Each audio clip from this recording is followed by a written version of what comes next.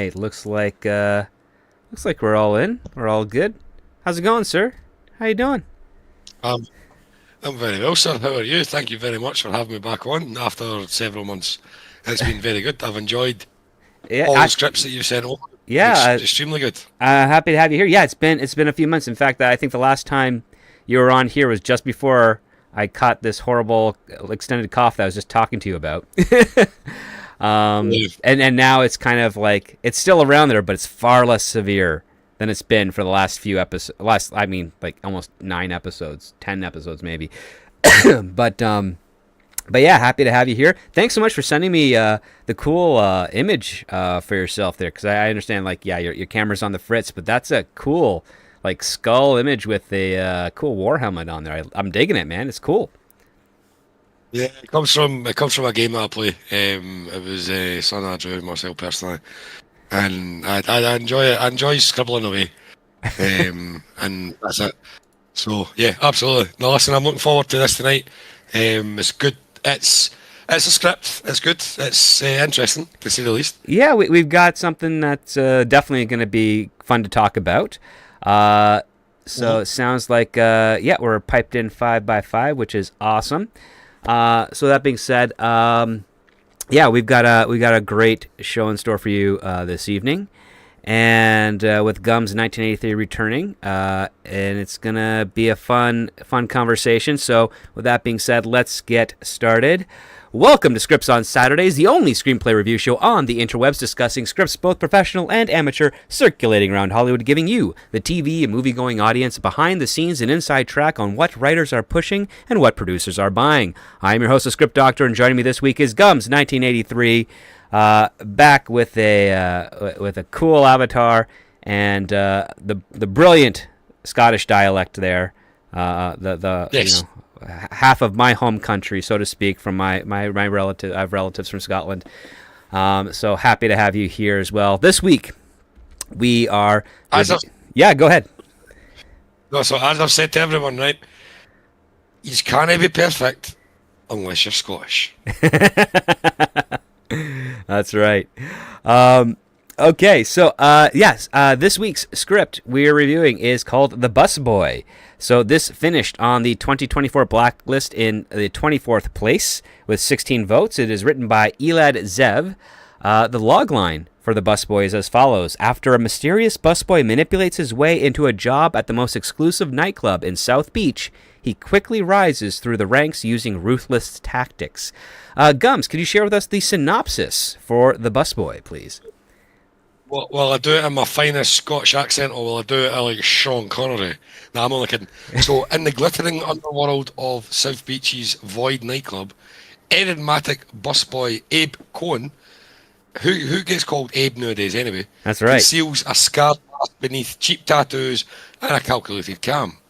Fascinated by the club's ruthless power structure, he manoeuvres relentlessly to climb the ranks, earning trust through sharp intellect and quiet ambition.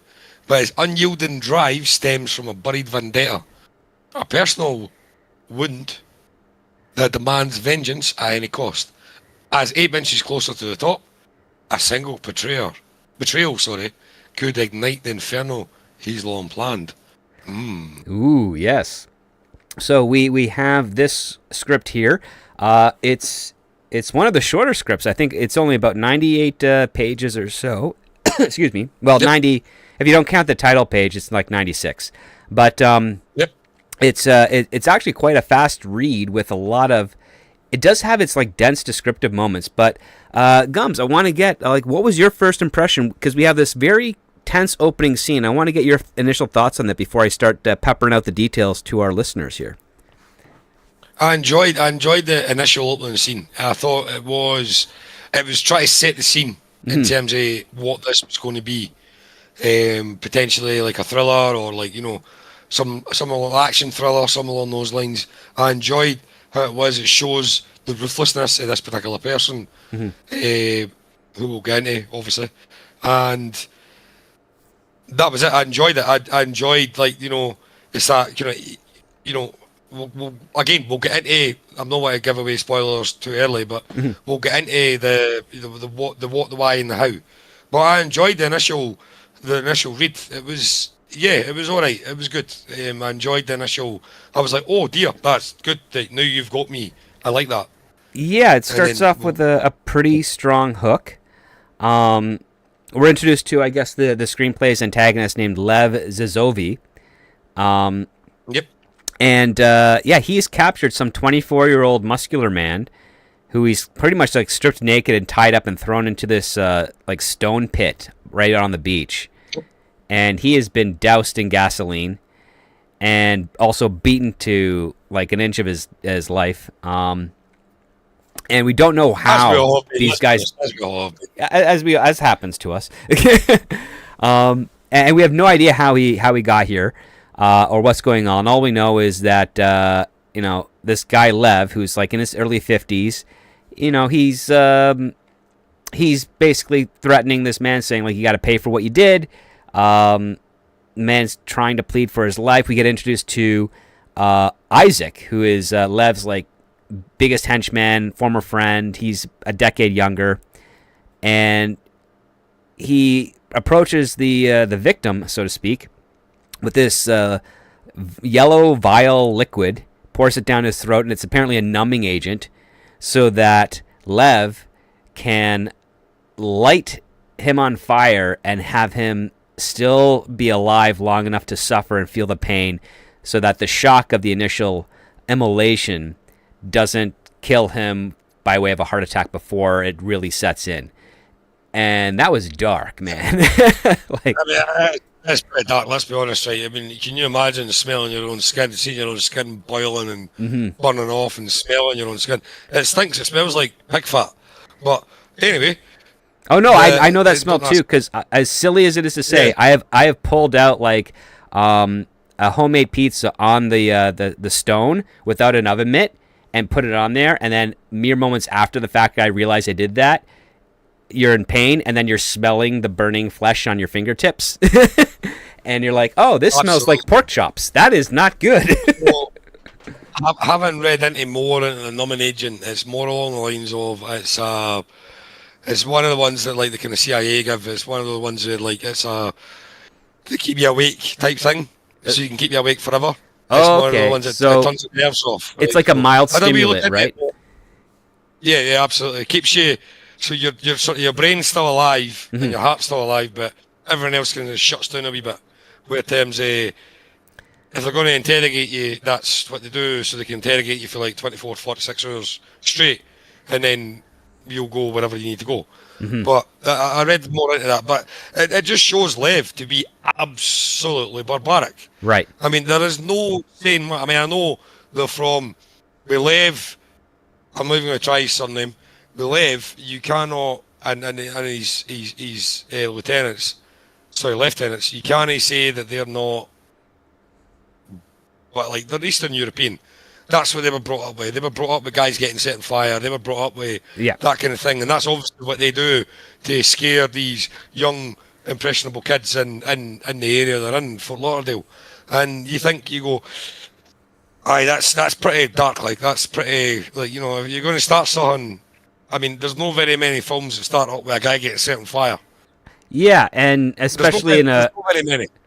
Well, I mean, it clearly shows the status that this Lev guy is incredibly evil and powerful enough to not only be confident that he's going to get away with this without any repercussions, but also having access to drugs that, not something you can get over your counter, right? It's just, and the other part too is like not a single member of his party raises any concern or doubt to Lev. So that means that everybody on his side is just completely in lockstep with him, and. What an opening for it. And this kind of segues into another character who he's a little older than the guy that we've seen before. And he's got some scars all over his body, but he hides them up with some clever tattoos. And he talks a little robotic because he doesn't seem to be like a people person. But he's apparently interviewing for a busboy job at this club called Void. And the guy's interviewing him is this guy named David. He's kind of doughy, someone who's who's in a position that he may have earned, but doesn't really have the qualifications or the fortitude for. He's management, but he seems kind of passive and a little and not really assertive, so to speak. And Yep. and then this Abe guy is really earnest. He's like very grateful. He's showcasing how much he's learned about the business and that he's done this before and that he'll be like the best of the job. And this David guy is kind of just, entertaining him and brushing him off and essentially saying like, yeah, I'll hire you, but you're my backup. I already have a team. I just hire a backup in case I get sick. But one of the things that kind of stuck out to me as an issue is the spelling here, because when he's introduced into the as a character, he's introduced as Avraham with a V instead of a B, and then he's nicknamed Abe. And it pops up a couple of times where he's spelled Abraham, but it's Abraham. And I'm saying, okay, either this is an attempt at a unique name, or the writer has slipped and hit the V key, which is right next to the B key, and never bothered to correct it, which also is a point of concern that I have. Excuse me. No, you're absolutely right. I do believe that when Abe was brought in, obviously he's the protagonist in this script. Yeah. And you go, you don't need a weak man next to the protagonist. He's no John Wick. He's not going to start like pulling out guns and shooting folk for like, right, killing people with pencils. He's a genuine just guy. He's got scars. He's covered them with tattoos. We understand that. But you think to yourself, you go, right, so for the initial hook, you start reading and you go, nah. Yeah, there's a it's slightly lost me different... and the spelling started to lose me a wee bit as well. And like, there's a lot of actually grammatical errors, let's be blatantly honest here, if you've read the script, which you should, everybody on YouTube, there's some grammatical errors, but it lost me a wee bit there. When he was talking to David, and David's like, yeah, I can't give you a job now, but I'll give you a job as a backup busboy. It's like, what in the name of Savvy Damus Jr. is a backup busboy? The man's a busboy, that's it. He can't be a backup.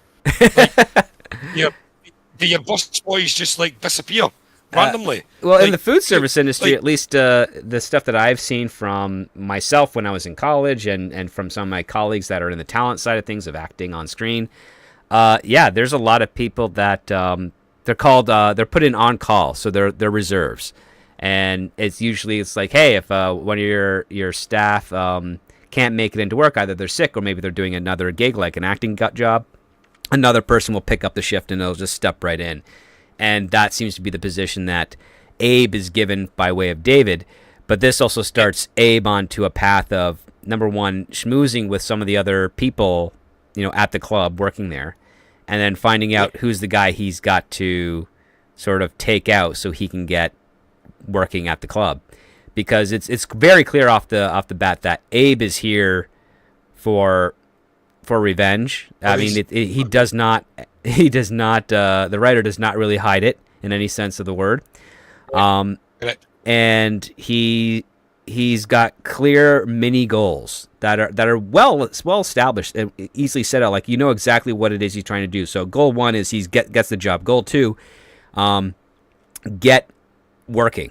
And in order to do that, he hears that there's this guy named Christian, who's the best busboy at the club, and his goal is, okay, find out about Christian, find a way to get him to call in sick so that he can be brought in and use his skills here. And this is a guy who's like, he's a very calculated man. His words are very calculated. He's described as starting off speaking kind of robotically and with not too much confidence, even though the subjects and the words he's using shows that he understands information, understands the world, because during his interview, he accurately knows what table he's sitting at in the club. Like, it's number 37 out of, I think, 39 tables or so. And in the VIP bar. And then the VIP. And David doesn't acknowledge that he's right or anything, but you get the sense that Abe is 100% on the ball with that. And one of the things that was a little frustrating for me is how the writer introduce most of the characters here. Sometimes he'll just give us a name and an age, and he won't tell us their Yep. position. So with Oliver, it takes a while before you realize, like, oh, he's the door guy. Like, you just don't clock It's it. a Christian as well. And then later And we're Christian introduced as well. to later we're introduced to Nathan and then Hank, and we have no idea what their positions are. We find out one's the floor manager, and then the other one is a bar manager.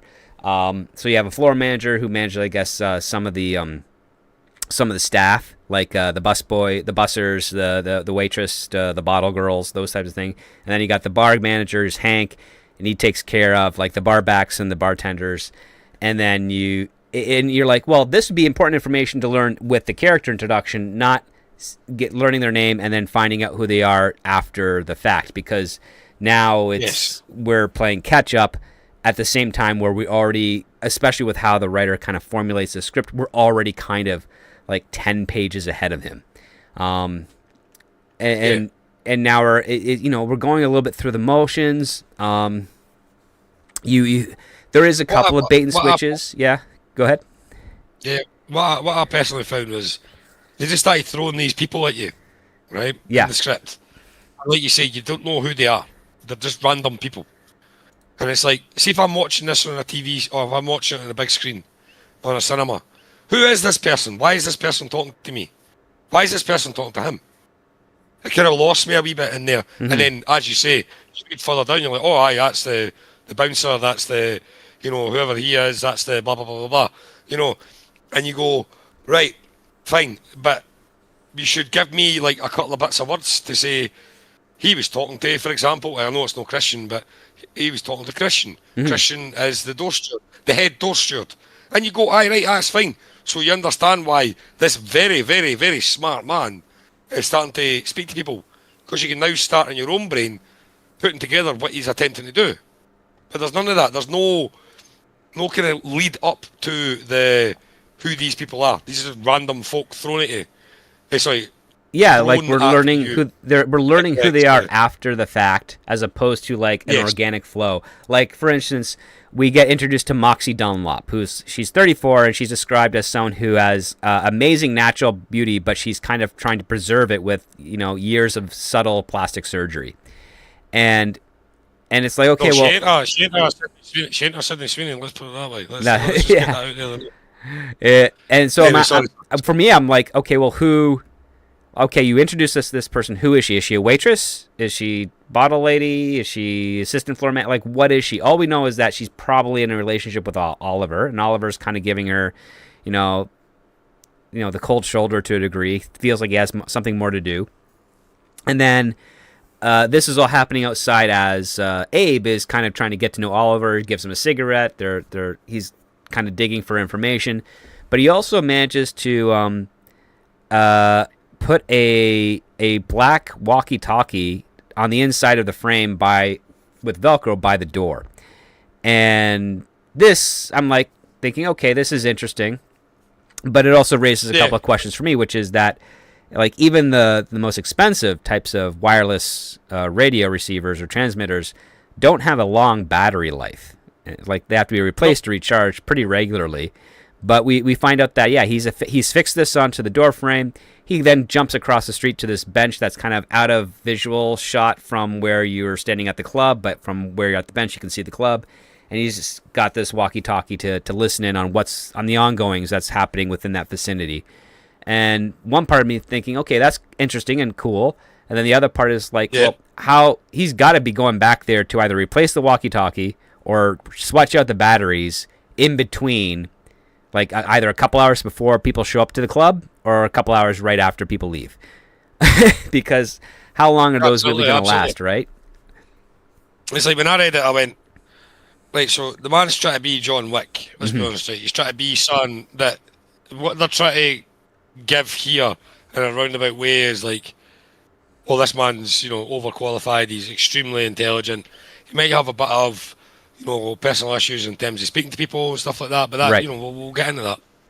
And then you go, right, so you put a walkie-talkie and you're like, most standard walkie-talkies you can buy have a 50, 100 metre range line of sight. Yeah. So it's a line of sight. So it's not like you can sit there and stick it behind the door. Let's be honest, most of these club doors are heavy wood. They're fire doors as well. Mm-hmm. I'm going, he's not going to hear nothing for that. He's not going to hear what he wants to hear. So that kind of took the immersion away from me personally. I was like, come on now, mate, you're not right. Yeah, anyway, we'll leave it there. Well, I would say But like maybe something like a traditional Bluetooth would probably be a bit better because it doesn't need line of sight. It's through Wi-Fi. Correct.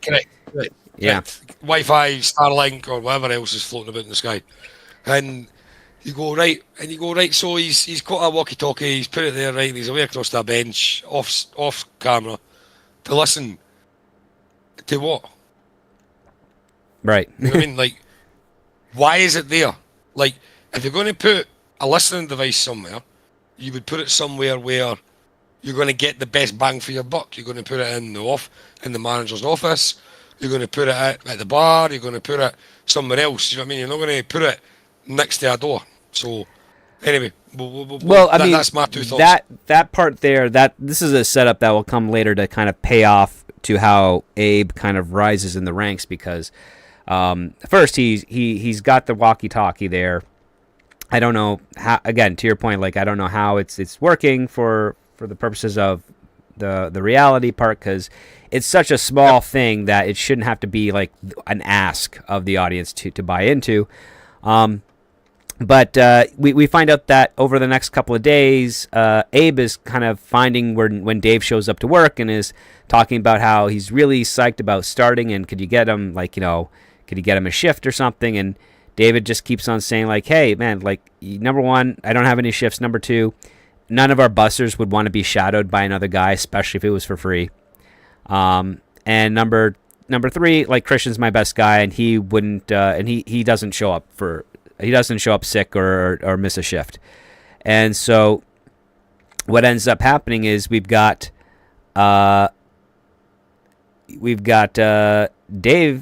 Abe kind of staking out the club, trying to identify who Christian is. Who's who? And later we see that he's back on the bench and he's listening in on Oliver and Moxie, and they've got like a little bit of a spat going on. Moxie's upset that Oliver's not treating her well, and Oliver's really getting jealous because one of the patrons, a very expensive one, was groping her and some of the goodie parts of her body, and she was using that to kind of upsell him on like higher champagne and higher alcohol and some other recreational pharmaceuticals that is not on the menu at the club. And so we see that these two are kind of like have an unstable relationship. And this and while he's listening to this, Abe realizes that Oliver might be able to see him, so he kind of like sprints away. And as he is, and then we cut back to Isaac, who is the henchman from the opening. Like we haven't seen Lev or Isaac for like another like 12 pages or so. And as Isaac's just pulled up to a stop, he's waiting there. His window is smashed in, and a guy with a pistol presses it against his head and basically tells it's a carjack, right? And Isaac is not intimidated, but he's warning this guy that like you don't know who I am and what you're doing is really bad. It's gonna lead to like worse. And this man is ready to squeeze that trigger until all of a sudden, wham! An old Buick, just hits this carjacker, and he goes flying, down the road. And Abe hops out of the car. He's the guy driving it. Of course, Isaac gets out of the car, gives Abe a once over, then walks over to the carjacker, pulls out his gun, and then just two bullets quickly in the head. And that freaks out Abe. Isaac, of course, thanks him for essentially saving his life by hitting the dude, the carjacker. And this ends up starting a very peculiar friendship because Isaac's like, hey, help me get him into the trunk. We're going to get rid of the body. And Abe's just kind of shooting the breeze with Isaac, asking, like, he works at a nightclub. He works at he says he works at Void, and Isaac's like, oh yeah, I actually work for that club too. How come I've never seen you? He's like, oh, I just started. I haven't been there long. I'm a busser. And so, yeah, they kind of have a little bit of a conversation and find out that Isaac is working for his friend, and his friend is Lev. And Isaac's like, I don't recommend it. Friendships get complicated when there's power dynamics and stuff. And what ends up happening is Isaac says, hey, man, you got to get rid of that beat-up Buick. And he hands Abe, like, a wad of $1,000 or several $1,000 or so. It's like randomly, like obviously the man's ran out of boy, right? Yeah. He's went up, popped down his seat. It's like, why are you handing someone like several $1,000? Let's put several $1,000, right? Yeah, pretty much. A wad of cash to get rid of it. It's like, well, you shot him in the head. The man might still be alive. You know what I mean? You never know. He might still be alive because it never stated that he was killed by impact. And you're like, the man could still be alive, and you walked there and shot him twice in the face. You're like, that man's dead. Why hand somebody else several $1,000s unless you want him to get rid of the evidence and such? And you're like, well, there's implication straight away on like first degree murder. And you're like, yep, I understand where he's gone now, because it started to kind of pull you back in as soon as the kind of dirty, seedy side of the club starts to pull you kind of back in a wee bit. And you're like, yeah, I understand that. Yeah, for this part here, one of the things that Isaac notices is that there's the blood of the carjackers on the hood of Abe's car. And instead of just cleaning the car, he's throwing like his weight and power around, saying like, here's some money to get rid of the car, buy something new or used, whatever. And I think this is also kind of like, I think this is supposed to be that a power play where Isaac is essentially saying like, you know, we're technically colleagues now. I'm definitely higher on the tier list than you, but you helped me out. Here you go. And what's funny is that Abe, in a very peculiar way, says, you know, I hope we can become friends one day. And Isaac just kind of gives him a look like, what is this? Like, that's not what I'm dear for. I'm kind of like, Isaac essentially saying like, I'm owning you by giving you this money. We got something, you know, we're in on this thing together. We just disposed of the body. Yeah, good luck. one thing I want to say, right, is when I read it, it was kind of like obviously everybody remembers The Sopranos, God Rest Your Soul. Yep. Tony Soprano. But it's kind of the same thing with Tony Soprano, where he hit somebody and shot them dead, and he just chucked some money at his, you know, one of his lieutenants or one of his capos, and like, get rid of that and get rid of that. I don't want to see that anymore. And this kind of thing I took for it. So I can see what the writer's trying to do. He's trying to get that kind of criminality inside the script. But it was just so randomly random. Like, there was no lead up to the criminality in terms of like why this carjacker picked this car at this time and all that stuff. It felt correct. Yeah. Yeah, you know what I mean? It's like you should have a wee couple of, sorry to interrupt you, script, sorry. No, it's okay. Is you could have a wee couple of lines saying like this, like the let's call him Adam, right? Adam was casing this car all night. It's a nice looking car. It's a, you know, a 66 Mustang, 69 Mustang. He's wanting that car. There's nobody in it. The keys are in the ignition. He goes to get it, etc. That's your point where you know, right? Because like, let's be honest, most gangsters are going to have an old-fashioned wagon. Do you know what I mean? That's usually what they do. And then he gets hit by an Oldsmobile and knocked, you know, however long down the road. But that's never stated how far he was knocked either. So there's no like payoff in terms of the script, because most of the scripts we read, well, I mean, tells you, I was knocked like 10 yards down the road or something like that. You know what I mean? And you go, right, I know what 10 yards is. All you know is he gets hit by a car, and then like a second later, a boy rocks out and puts two in his face. And you're like, I'm not allowed to swear because I have to give money to charity, but come on now, let's be honest here, right? It's that to me, I liked how it was I liked sort of the reading of it. Kind of imagine like a Tony Soprano, like a, you know what I mean, like a not the capo, the owner, not the Godfather, shall we say, but you know, like a capo or like a lieutenant, giving it, you know, get rid of that. There's some money, get rid of it. Yeah, like But not there's doing the nothing on work the other side. himself, being able to tell the others, like, hey, Yeah. yeah. Yeah. Like, so there was nothing on the other side there. Why was he chasing the car? Why was he trying to get in the car? What? But there's nothing. It's just a random guy gets hit by a car and gets shot in the face. You're like, per lad. You know what I mean? Per guy. Oh, I mean, yeah, it definitely appears that way. I mean, the thing is, like, this scene is not just it's both a setup and a payoff, and it's an interesting writing technique because this draws from stuff that you would see in movies like Usual Suspects or Salt and Sea, or Vantage Point or something, where you later on get a little bit extra information to figure out, well, how did this get to be this way? Why did it happen in this place? What's like, questions are then later answered, and in some cases this can be done really well and effectively.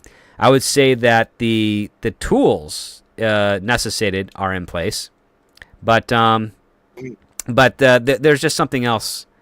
There's just something else about that. As I've always said from the very, very beginning, right? I'm a simple man. I'm a Scotsman, right? I'm a simple man. I enjoy many, many things. I enjoy dramas. We've discussed dramas. I enjoy Viva La Mexico, where there's a Mexican superhero there. Yeah. A Mexican Mexican America. Yeah. Captain Mexico. And there was the horror that we discussed, right? But these ones have gripped you in terms of there's a reason why people are doing things. If I'm reading this script, if I'm watching this on the big screen, right, I'm going, why did that guy get hit by a car? Why is he shooting him? Mm-hmm. I don't want to wait half an hour find out who that guy is. I want to know why that guy's doing it. Like, is he trying to get in about the drugs? Is he trying to get in about the well, obviously, I say drugs, but in terms of narcotics, sorry. Yeah. In terms of the club scene in Fort Lauderdale. I'm like, is he trying to get in about that? Is he trying to get in about like guns? Is he trying to get in about why? And that just threw me right off. Personally, I was like, no. I'm there's bits and bobs that drew me back in. We've discussed that at great length. Mm-hmm. But that just kind of lost the immersion for me. And it's like, okay, right, so there's Moxie, there's this guy, that guy, and there's Abe. Yep. So Abe's extremely smart. And also lucky because, again, how fortunate is it for him to have been able to run over this carjacker at this particular time? Right. Like that's the hanging chad, like the question that's going to scratch your head that could distract you too much as to, well, like, it's very useful for Abe that this happened in this way, and I would suggest that I think the execution of the carjacker might have been a bit more of a surprise to Abe, but yeah, this takes us into a point where he's kind of like gained a stepping stone for Isaac, and then right after that we find that Abe is back in front of the club, listening in, trying to figure out who Christian is, manages to identify him, and then follows him throughout his day, and finds out that, oh yeah, Christian likes to play this game called handball with his friends. And so what Abe does is he kind of shows up and says, hey, I bet I'm better than you, and then offers to put money on it, and the two play, and Abe is not doing well, but he finds an opportunity where he could trip over Christian and essentially like breaks his ankle and like twists his knee, like, so Christian is out.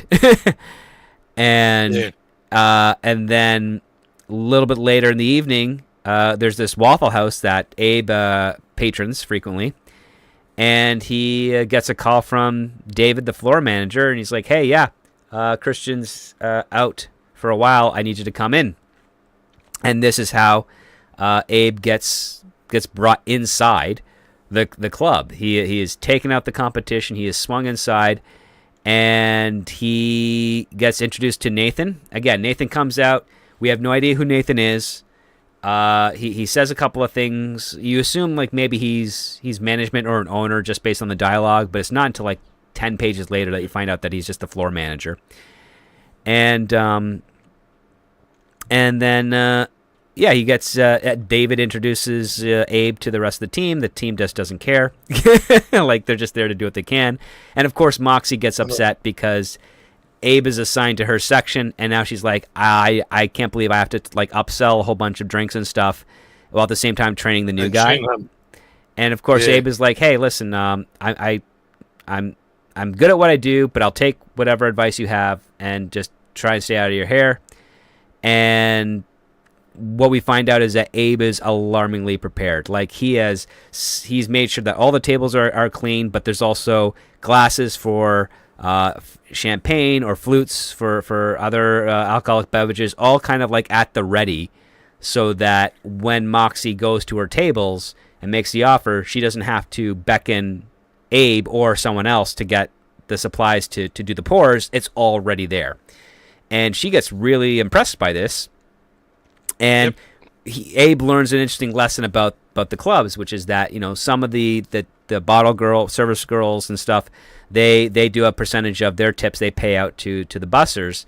And Abe realizes, like, oh, this is how it works, because Moxie ends up paying out an extra couple points more than all the others so that they work harder for her, and she can show them the benefit of that extra work because it helps her doing the upselling. And Abe takes this as a very important note. He's like, oh, that's really good. But while Abe is working this shift, he sees like there's a golden staircase that goes up to a VIP manager's lounge, and Abe tries to go up there, and Isaac stops him and says, hey, man, you're a busser. You don't get to go up here. You have to stay down on the floor, do your job there, or else it's going to be an issue. And as Abe tries to probe a little bit, Isaac gives him a sturdy speech, not inappropriate, but he just says, I need to know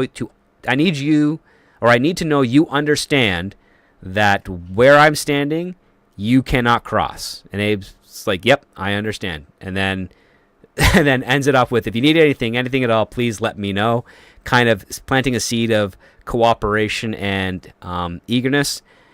And what's hysterical is this starts working. Like Abe's attitude, how he works with Moxie, how he's working with his colleagues, they're all starting to really, really like him. And he's making, $800 a night just in tips from this work.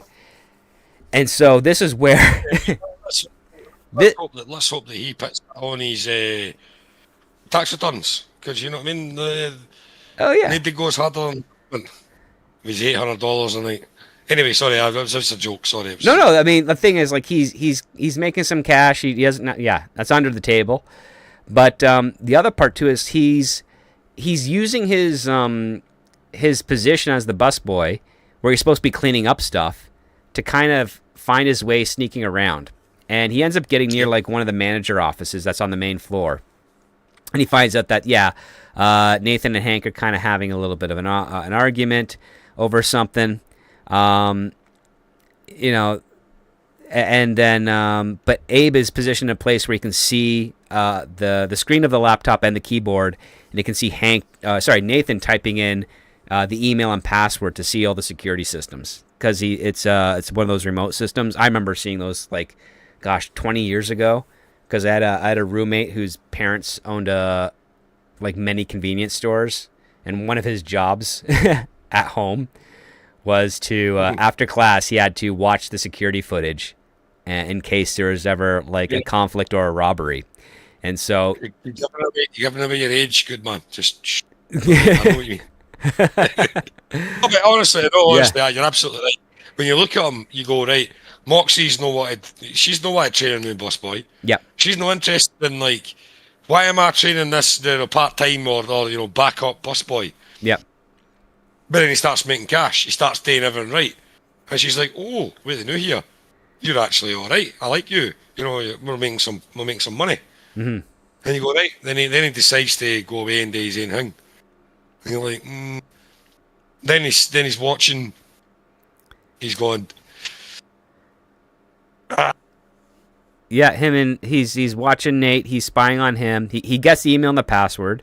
Yep.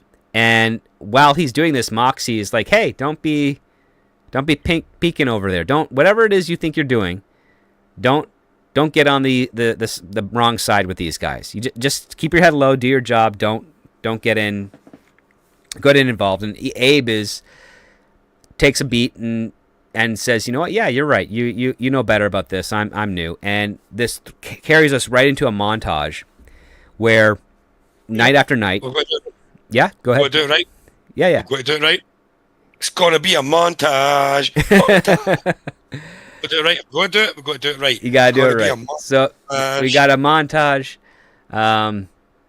with Abe bussing tables, helping out Moxie. He's getting more and more in cash, and then on top of this, Abe starts taking some of his own tip money and starts paying out the barbacks and the bussers that he's working with. So he's kind of showing, he's kind of spreading the wealth a little bit, but he's showing a level of trust and gratitude to his team. Absolutely. And it's really like their faces light up, but they're perplexed by this. And then this takes us over into another introduction. So we're introduced to this man named Poncho, who I think he's the only character in the script that's immediately introduced as he's the bartender. Yep. Like every other character, we have no idea the position. Him, we know he's the bartender. The only one that has a job is that you go and pour pints and give me a Long Island iced tea. That's it. He's the only one that's given a job. Everybody else is like, well, it could be a XYZ or whatever. That kind of thing. Absolutely, you're right. Yeah. And so we find out that Isaac, when he goes down, like in the middle of the night, during the club scene, he goes to Poncho and he asks for a sidecar. And apparently, like, Poncho cannot make a good sidecar, like, as a drink. He's just really bad at it. But Abe's kind of, cleaning near the bar and observing it, and finds out that, Poncho makes like a very sweet sidecar that's just not hitting Isaac the way he wants. And so, of course, Isaac's like, just give me the Louis the 13th, a double of that. Which is the exact same as a sidecar. Yeah. It depends on what it is, right? So, if none of you know, right, so I'll go, please, explain. yes. Not that I'm an alcoholic for Scotland, but however, we are Scottish, we like our alcohol, so you can take for that what you want. So, the sidecar is a timeless classic cocktail dating from around World War One. Mm-hmm. Likely invented in Paris or London, most likely London, because the English apparently like to drink. So it's basically sophisticated sour brandy or cognac, balanced with orange liqueur and fresh lemon juice. So that's a sidecar, if you want to or have it. Now bear in mind, drink responsibly. And what's funny is that as Isaac leaves and Poncho has got the glasses, everything he's done to mix up the drink. Abe tries to clear it, and of course, Poncho is like, no, man, that's for the barbacks, and you're not like your bottle service. Go where you're supposed to be. Leave this for the bar stacks. That's what we pay him for. Abe, of course, clocks in what Poncho's deal is, and is like, okay, fine, and then just walks away. And then it's the end of the night. Moxie is waiting outside the club by herself. She checks her time on her phone, and then Abe kind of pops out and says, hey, are you waiting for someone to walk you home? And she's like, well, what makes you think I need someone to walk me home? And Abe, of course, diplomatically says, I don't think you need anyone, but and you're still here, and that maybe you feel like your place is a little far away, and I could always go find Oliver for you. He's in a meeting with Nathan, and of course Moxie's like, nah, and then essentially he says, yeah, you can walk me home, and exactly. So he just has a talk with her. Yeah. And then she just goes, look, I don't like the way you look. You didn't look like a busboy. That kind of thing. She's like, you didn't look typical, shall we say, in terms of a busboy be like, dirty black trousers on, dirty white shirts or whatever they're wearing. But it's never ever told what busboys wear. It's just implied that she doesn't like it. Yeah. So why? Does she know like our Abe? I mean, the last person I know that's called Abe was Abraham Simpson. He shouts at clips. Do you know what I mean? So, I just personally, I thought it was kind of, I like that wee bit. Like, I like the wee kind of back and forth they have. And eventually she comes to him. She's like, yeah, I know. He's like, because he's got plot armor, you don't. So go away. That's kind of way I looked at it, as like, he has the plot armor, you don't. Go away somewhere else. Yeah. But despite like Abe's appearance, because he's got like an unkempt ponytail, he dresses relatively nicely, but there's still some type of like scruffiness around him. Like it's not smooth. But he's got something about him when he talks to people that they just resonate with, and it's usually like an earnest aspect of curiosity and then compliments. And he's definitely playing in onto Moxie's ego and looking at her for advice, and she's feeling valued for the first time. Like you get a sense that like the reason she's able to tolerate this guy, even though like the first impression wasn't the best, is because he is showing her appreciation. Right, absolutely. And so this is like kind of opening up for Abe, yeah. I'd like to jump in here if you didn't mind, right? Just for two. Go ahead. I've only got a couple of points to make, right? Is the fact that he's being a man, right? Mm-hmm. Woman, no disrespect to the ladies in the chat or ladies, women talk a lot of nonsense, right? They'll talk a lot of nonsense, especially if they've been working, they're drinking, whatever. They'll talk a lot of nonsense, right? But the man is zoned in. He's listening to their nonsense, and he's regurgitating the nonsense. So that's what kind of warms her to him. He's paying attention. Because everybody else doesn't pay attention to her. She's just a barmaid. She gets hit on, she gets touched, she gets, groped, she gets bits and bobs, right? But this one guy who's offered to walk her home is giving it, I'll listen to you, whatever you've got to say, nonsense, whatever. You know what I mean? Men talk nonsense today. Listen, there are only two genders, so leave it there. Mm-hmm. And I like that wee bit in the script where it was kind of like, I get what he's trying to do, but it wasn't implied. It wasn't stated in the script. Like, if you know what I mean, like he's like Abe's listening to Moxie's nonsense, for example, right? In brackets, because then you go, I know what he's doing. I know exactly what he's up to. I know, you know what I mean. It was just kind of like she's waffling on nonsense, and he's like, aye, and then they just decide to walk in together. It was a wee bit, just an extra wee line or two, just saying what they're doing would have made more sense to me. But I enjoyed that wee bit. I did enjoy that wee bit. I mean, I've been pretty hard on the script so far. No, that's fine. Yeah. I enjoyed it. I mean, I enjoyed that wee bit where the two of them were chatting and Moxie's in it, Moxie in it. She's giving it her namesake, Moxie. She's not going to do anything. She's a barmaid in a hard nightclub, blah, blah, blah, blah, blah. Mm-hmm. But, like, we find out that she's been at the club for, like, a decade, and yeah, she just keeps on giving her advice of, like, keep your nose clean, stay out of there. Abe has put her in the mentor position, which I think is a first, which we get the sense that's a first for her. And she kind of reciprocates and appreciates that.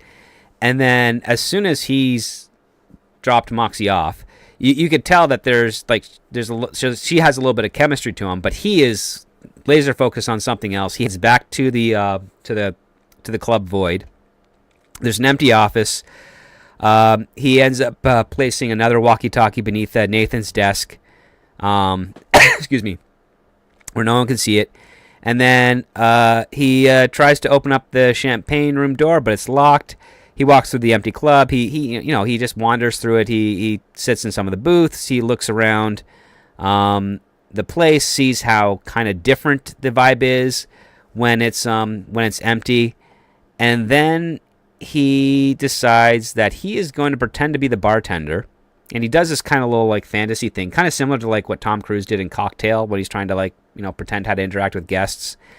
And then he jumps onto YouTube and looks for the greatest sidecar recipe. And I don't know how long he's spent there, but he's apparently made like 100 sidecars using the company Void's alcohol. He better be filling that till with cash to make up for all of the sidecars he's making. But he eventually makes like the perfect sidecar. I kind of swear. So I'll be about $20 done so far. I already gave you the perfect recipe for a sidecar. I get the point. I get the point of what he's trying to do. He's trying to better himself in terms of, like, instead of being a busboy, if he can make the perfect one, and someone tries that and says, "Oh, by the way, that's really good." I get the point. Yeah. Anyway, So he figures it out. He heads home to an apartment. It's a very empty apartment. He sleeps on the couch. He's got his laptop open. He's plugged into the CCTV, and he sees that Nathan's there after hours, and then a beautiful woman who's about like late 20s enters the establishment. Goes to the liquor room where Nathan is there, and then the two end up just getting down in the club. as one does. As one does at that time of day. Of course, because this script required something that was exciting. And let's be honest, every man, woman, and well, no child, but every man and woman likes a good sex scene. But I'm kind of meh. I'm meh. It didn't. Anyway, carry on. Right. Well, I mean, we see that clearly Nathan is with a woman. You know, is she a prostitute? Why would she come to a club during the middle of the day to get down this manner? We don't know yet, but this is clearly something that now Abe knows that other people probably don't. And, you know, it's also a little bit unsanitary, right? Like, that's a liquor room. Yeah, sure, the alcohol's in bottles, but people handle those bottles. And there's bodily fluid that could be dispersed weirdly in those throes of passions. Even a wipe down doesn't feel like it's sanitary enough after the fact. So that's like already a health code violation, in my opinion. So we're 56 minutes in, right? Let's be honest. Hoes are going to be hoes, right? Mm-hmm. Hoes will go and be hoes. And they're not going to care about what's going on. But again, there's no build up. It's just like he watches. So this guy's lying on his couch with a laptop, watching somebody else getting on with it. Well, he's got the voyeurs, yeah. You know what I mean? It's like, because there's absolutely nothing wrong with that. Well, I mean, he does get up quite quickly afterwards, like once he realizes what's going on, because we see he's got on his table, he's got a Ziploc bag with a heavy-duty knife inside. He then gets up, he crosses the room, and then here's something that we kind of glossed over this, but it's rather important. So, like during the montage and during these events, there's been some big an artist kind of used the club to showcase some of his original works. This guy's name's Alec Monopoly. I don't know if he's real or not. I don't care. But Abe has managed to use like a birthday party celebration with a sparkler or something to kind of melt the power cable of one particular camera that was pointed at a painting. And then we find out that the painting has gone missing. And nobody knows who took it. And we quickly learn that Abe has somehow pilfered the painting. And he's got it in his apartment.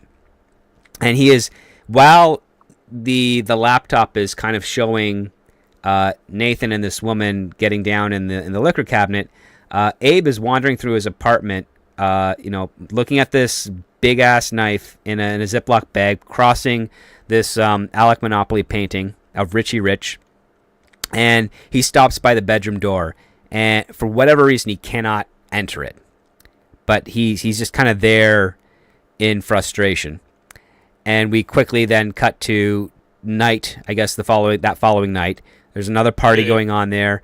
Abe is in the middle of the chaos. He's clearing out tables, holding mixers.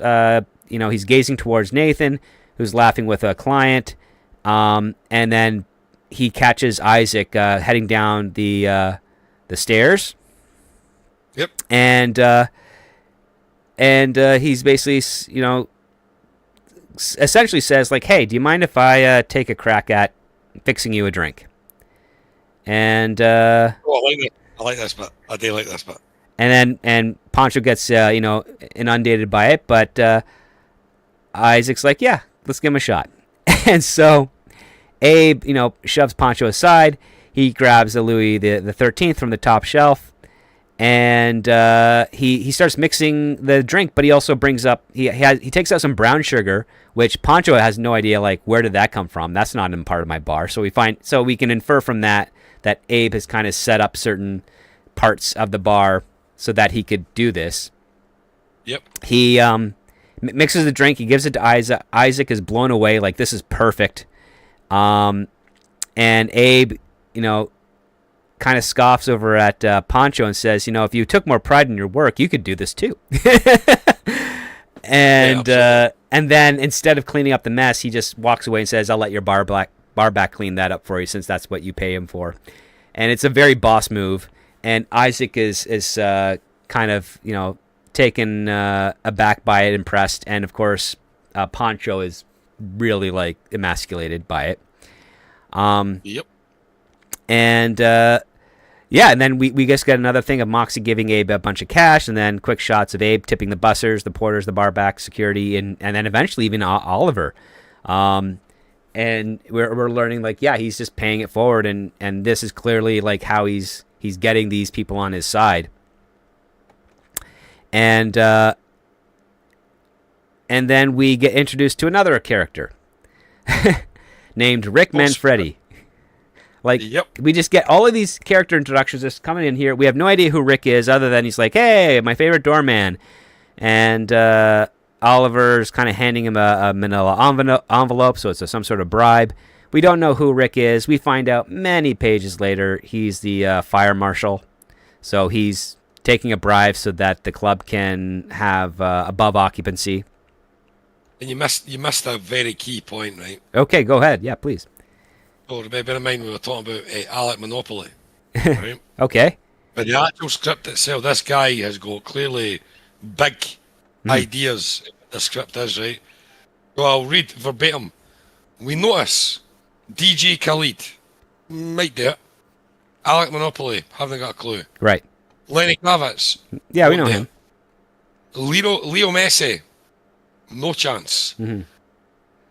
In the club, you're like, there's no way you're going to get Lionel Messi in a film.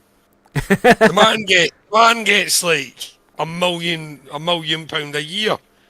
Yeah. In Inter Miami. Do you know what I mean? He doesn't need the money to go sit and listen to this nonsense. Anyway, sorry, I was going back through the bits and bobs we were discussing, because I was just double checking a couple of bits and bobs that I was going to bring up. But I'm like, Lenny Kravitz doesn't need the money. DJ Khalid, who doesn't need the money? Alec Monopoly, I'm going to find out who he is, because it's going to annoy me. And Leo Messi's one of the richest people on earth. The man's nearly a billionaire. You know what I mean? He's also saying like Elon Musk walked in and decided to give everybody a free Tesla. That's what he should have just said there. You know what I mean? Personally. But anyway, sorry. Maybe. No, that's okay. But yeah, so... Yeah, we apparently the club is supposed to be so prestigious, so high value, that it could attract these types of people, even though I only know one out of the people that are referenced there. But we find out that this Manfredi guy has been taking a cut for 6 years, still counts the money. Oliver divulges this information to Abe because he feels insulted by it.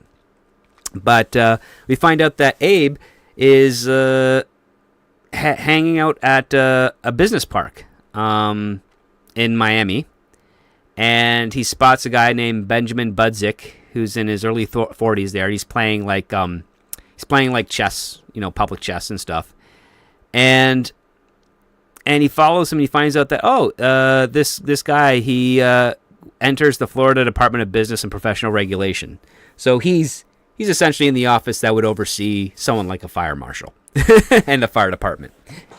And we find out that this what Abe does is he ends up kind of finding a way to befriend Benjamin by playing him in chess and other games that are in the public park, and the public business park, that is, and ends up becoming a little friendly. And when we jump back into the club, we find out that Abe has been just kind of killing it out on the floor. And this guy named Hank, who is the barback manager, he comes up and he gets all upset that Pancho, has told him like, hey, you went behind the bar, you made some drinks, you're not supposed to do that. You're this staff, not this staff. and he basically threatens Abe's job, but Abe says, like, you're not my boss, you can't fire me.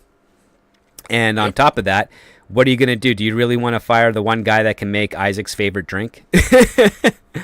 And even Isaac gets involved and says, hey, like, what's going on, Hank? And Hank's trying to, position himself to basically push Abe out of the company. And Isaac's like, yeah, no, it's not going to happen. And then the other part too is he's like, hey, go and make me another sidecar, and we'll keep it going from here. And so we find out that, like, okay, so Hank seems to be the next person on Abe's list to get under their skin, so to speak. And what's interesting is Abe decides to keep following Isaac because Isaac now stood up for him, and so he's using his day off to follow Isaac. He ends up finding out that Isaac's going into this other club, and tons of strippers, bartenders. It's a seedy joint, but it's something. And Abe goes up to the bartender. He grabs a drink, and then Isaac finds him, and Abe covers, saying that he's here to check out on the competitors. And Isaac immediately says, to the bartender, hey, whatever he's ordering, just put it on my tab.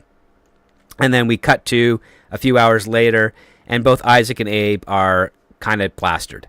And Isaac is really just saying, like, man, I could drink 5 of your sidecars, not get sick of it. Abe is, asking probing questions. We find out that Isaac's been friends with Lev for years, and that, Lev and his wife are kind of like, on the outs. There's keeping up appearances, and he hates his wife, but he's just trying to keep everything above board, so to speak. And it keeps on circling back to, like, Abe trying to get a little bit more involved. He's trying to go up those ladders, isn't he? He's trying to get up that ladder for his own personal goals. He's trying to get up that ladder. He's trying to get better himself. He was a Tesco basic busboy. Now he's the best person that makes sidecars in the bar. So there's that way of conducting his business. Do you know what I mean? He's conducting his business in a appropriate manner for himself. Pretty much. And like, he's definitely, like, getting deeper and deeper within Isaac's good graces, even to the point where even Isaac is saying, like, listen, still keep your nose out of this stuff. This is not what you want to do. But he also reveals, like, his wife, he reveals that Lev's wife tries not to pretend like she's not wild, but we know her. We know, like, we have to clean up her messes. So, like, what we get the understanding is that Lev doesn't cheat on his wife, but he doesn't treat her well. And his wife cheats on him all the time. And Isaac and, his lieutenants and stuff, they essentially have to get rid of the other man every time they find out who she's now with. And Isaac is sick of that. And so we learn, like, this is the dynamic. Isaac, he's loyal to his boss to a degree, but he's not exactly happy. And we also kind of find out that Lev sort of makes fun of Isaac here and there.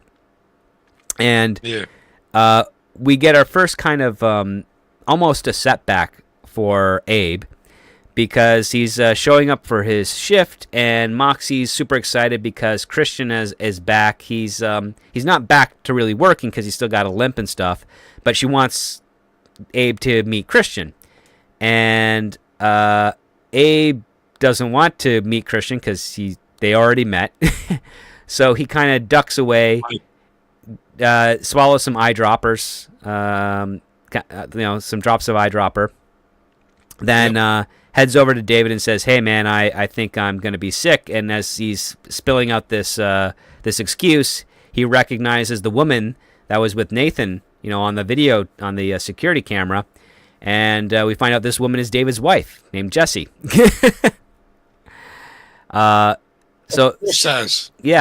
So this is the payoff for that. We find out, okay, so David's boss Nathan is having an affair with David's wife, and of course Jesse's just there, like, looking at her phone and not really caring about anything.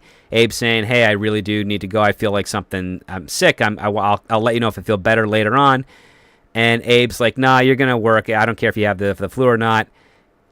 Abe quickly grabs an empty ice bucket and then just projectile vomits in there. And of course, his wife's like, "Just let the kid go home," And David's like, "Okay, yeah, dude, you're done. Call me when you feel better." And Abe's like, "Yeah, I'll call you right away when I'm feeling better." And so Abe manages to get out of Dodge before he meets Christian, but then he's now listening onto the radio. He's hearing that, like, yeah, Jesse thinks that Abe's weird. David agrees. He's like, yeah, there's something off about him. But, David tries to defend him a little bit, saying, like, well, he's easily the best guy I've got on the floor, so that's whatever. Abe's a little, happy to hear something of that nature. But he ends up staking out the club and waiting for Christian to drive home, because he then follows him.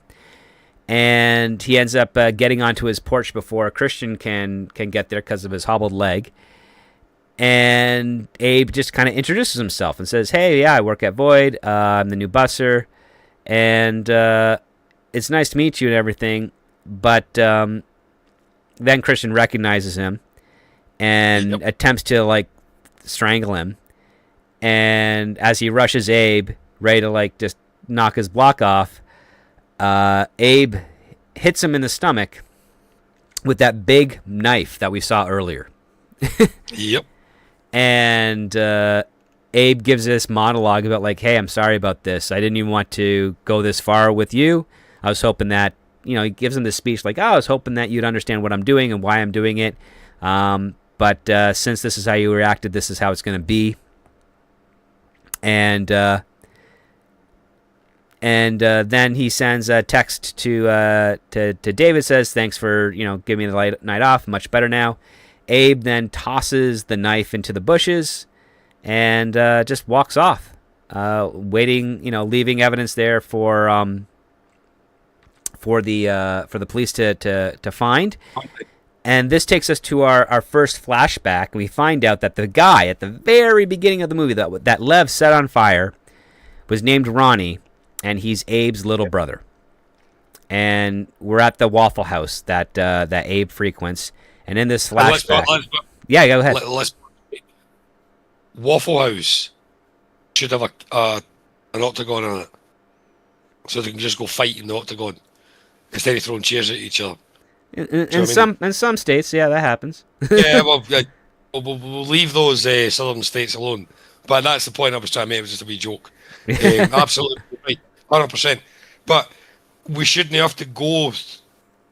I get what he's trying to do, but we shouldn't need to go through this long in a script to find out, because it's a hook.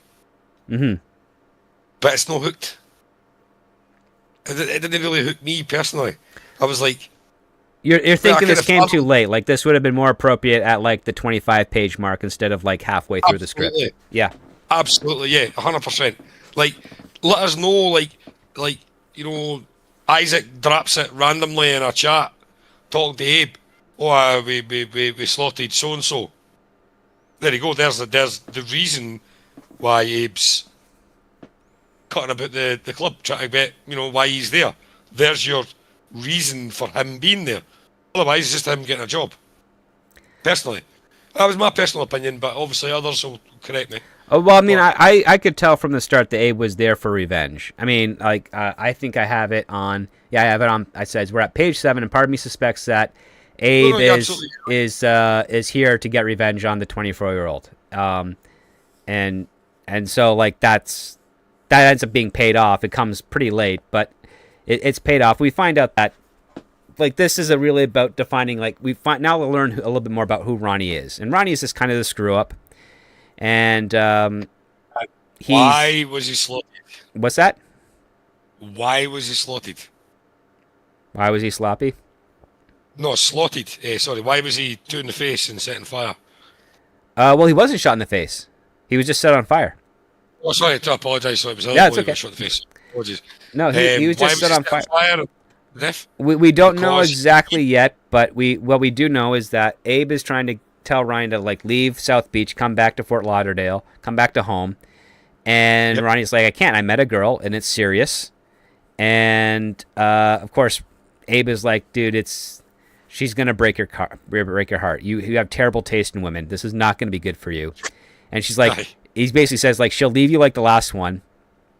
And Ronnie has this retort, it's a typical like boilerplate thing, like I'm sorry nobody likes you, but don't put that on me. And Ronnie leaves, Yep. and of course we ditch the flashback. We go back to Void, the club, and the police are there, and they're saying like, hey, Christian Vasquez was murdered outside his home. And Moxie's freaking out, and so is Abe. And of course, the policewoman says, "Yeah, we know who might have done that. The prints were on the knife. It's to this guy here. His name is Jean Saint Fleur, and he's a Haitian dude." And then we get a mugshot, and it's the same Haitian that Isaac killed at the carjacking. And and so we see a little bit of this is another clue here, which is that the knife that Abe had belonged to the Haitian, and the Haitian was the guy that tried to carjack Isaac, and he's the one that got two in the head, and then they had to dispose of the body. And that is, and like that's an extra clue here. Like there's something else going on with Abe, and there might be a deeper relationship that he had with this carjacker. And of course, Abe is now studying the CCTV app on his cell phone. He's listening in on the walkie-talkie that he's planted there, and the thing is, like, Nathan and Hank are having a conversation about how they have to deal with the Christian thing. They also have to find out, like, we know someone has taken the painting, we just don't know who, and they're basically implying that they want to look into Abe about that. And so Abe is notices that Nathan is kind of not sure what to do. So he decides. So we then go back, excuse me, to the club later that night, where General manager. Yeah, like basically, Abe is doing his thing. Moxie's a little distracted. She can't believe that Christian's gone. Abe is trying to say, like, yeah, I'm working extra hard just to make it feel like he's not gone. Like a part of him is here, even though I never got to meet him. And yeah, it was just kind of the thing that he was doing. Yep. And then we have this. We go to this other club called Ted's Hideaway, and Abe and Moxie are kind of just having drinks. Sorry. Yeah, go ahead. Name of a club, man. What the name of a club? Yeah. Ted's Hideaway. Ted's You're Hideaway. like, all right.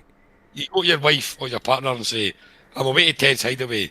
She's going to punch the living you know what out of you. Mm-hmm. Why are you going, it's called Hideaway? Do you know what I mean? Mm-hmm. But anyway, sorry. It's just that kind of terminology just made me laugh, actually. Yeah. But what I mean, it's a funny name, but it's like a seedy place, one that you'd not expect to see Moxie in. But Abe's there; he's kind of probing her mind, and she remarks about how she sees enough drive in Abe that he could be manager one day, and she explains why he could be a manager because busboys, if they've worked the floor long enough, they understand how everything works, and they'd be able to be really good at managing it if they had that potential. And she compares him to Christian and reminds him, like, Christian was great, but she could never see him running a club, but for some reason she can see Abe doing that. And this is funny because now, they're it's the early morning, they're outside of the Ted's Hideaway. Moxie's gonna hop into her Uber, and she's like, hey, do you want to come over for a nightcap? And Abe's like, that's very nice, but I got a big list of stuff to do today.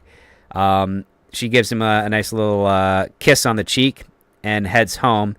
And Abe as soon as the car pulls away, Abe calls David, and he's like saying, "Hey man, sorry if I woke you. I'm an idiot. I realized I forgot my work bag in the liquor room.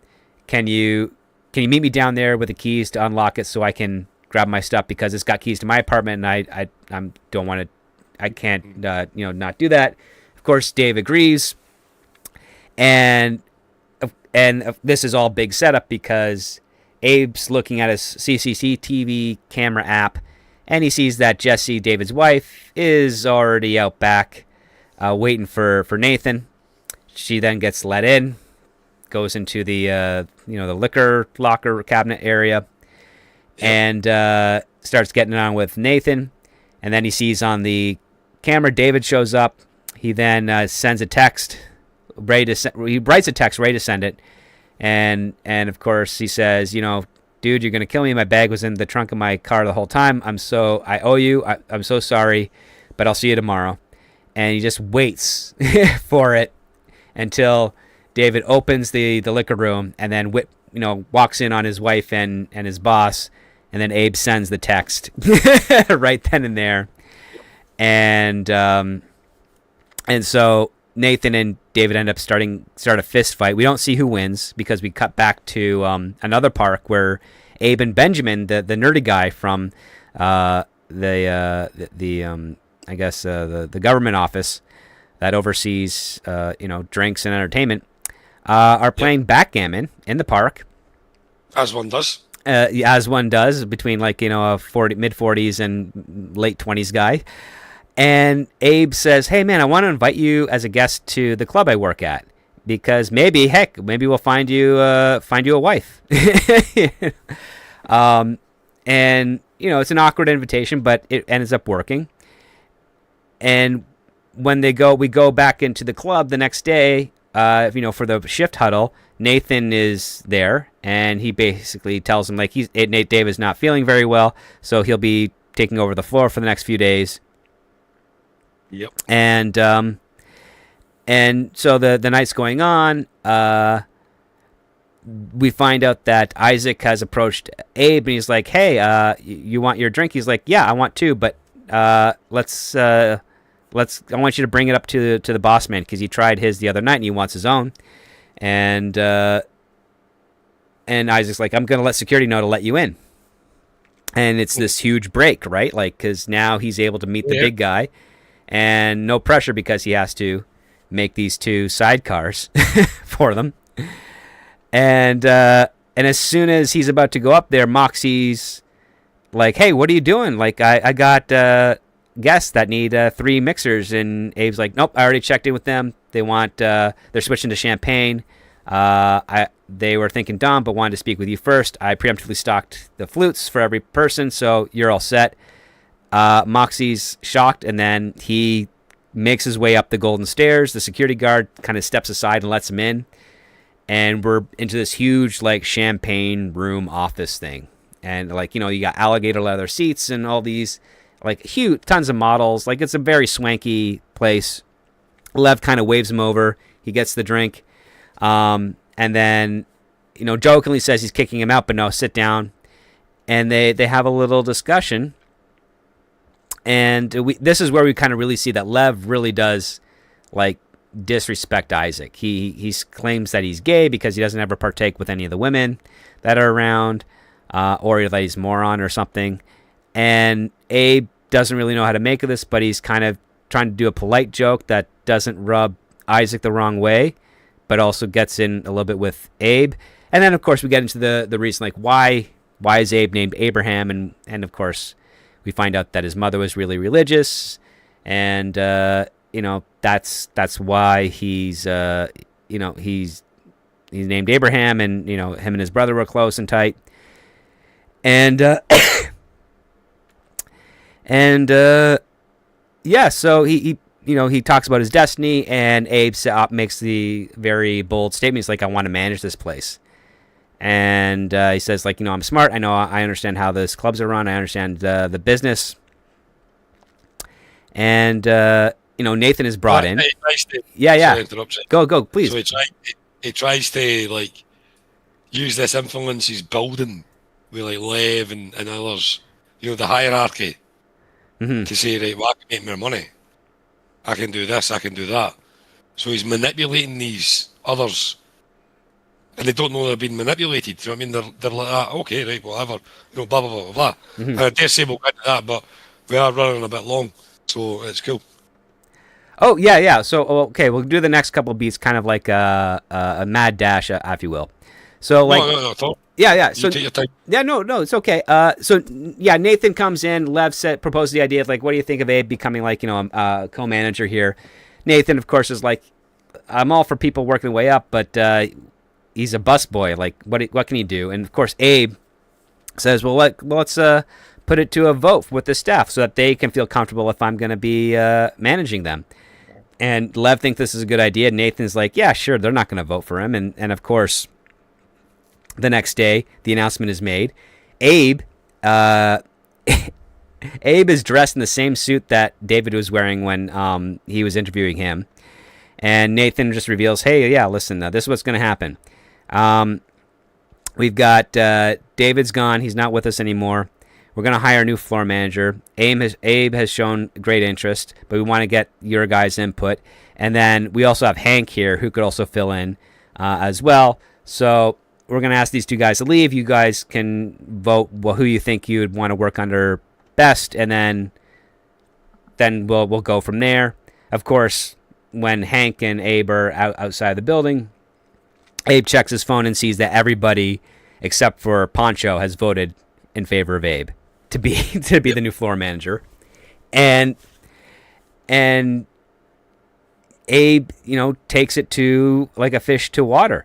He kind of expands on some things. He makes everything run smooth.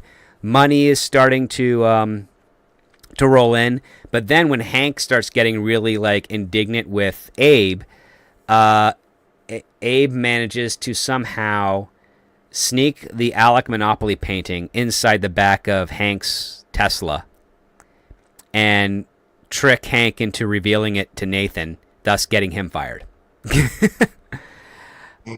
And now Abe has, with him out, and Abe kind of the full manager here at the front end, and Nathan managing the overall club. Abe shows up and he's properly dressed, like he's in a tailored suit.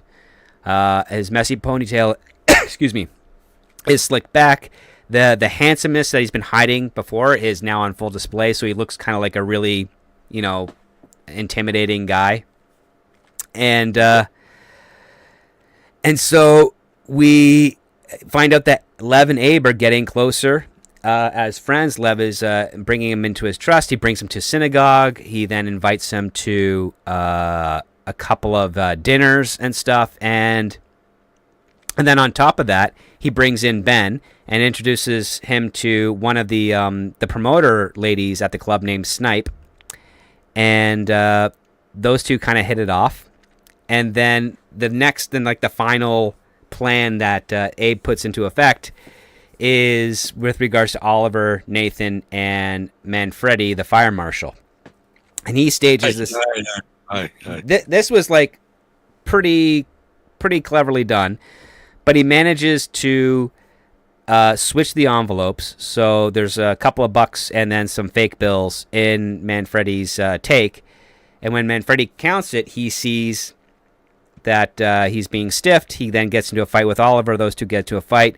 Abe quickly rushes through the club, collects all the recreational pharmaceuticals, hides them in his car, and gets Lev and his entire posse out of the club because now Manfredi and the fire marshal has stormed in. And he's basically shut down the club for the night.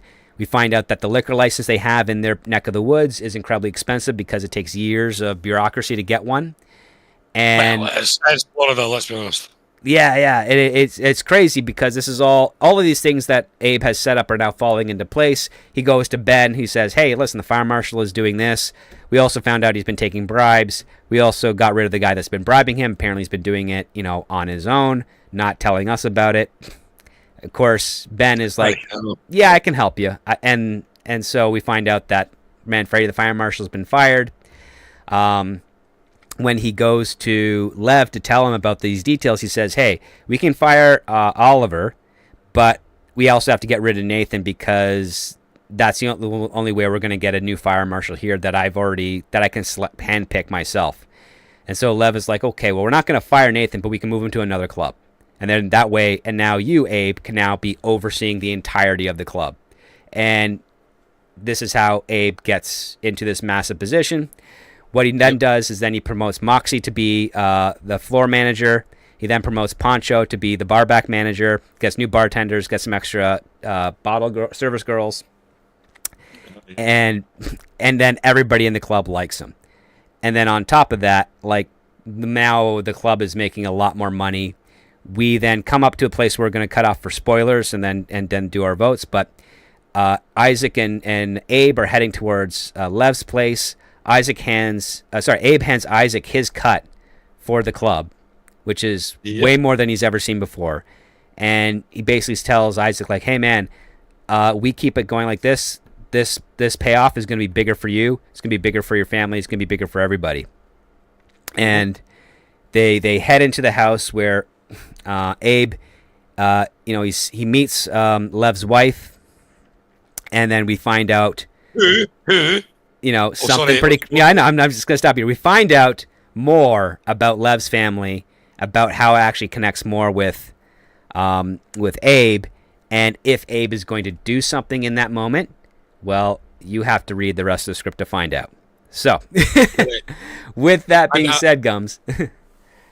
With that being said, my good friend, right? So maybe you don't know, right? So everybody that's watching, so Script and his co-host, myself and others, Adega and whatnot, we chat about the script beforehand. We have a wee conversation about it. Yeah.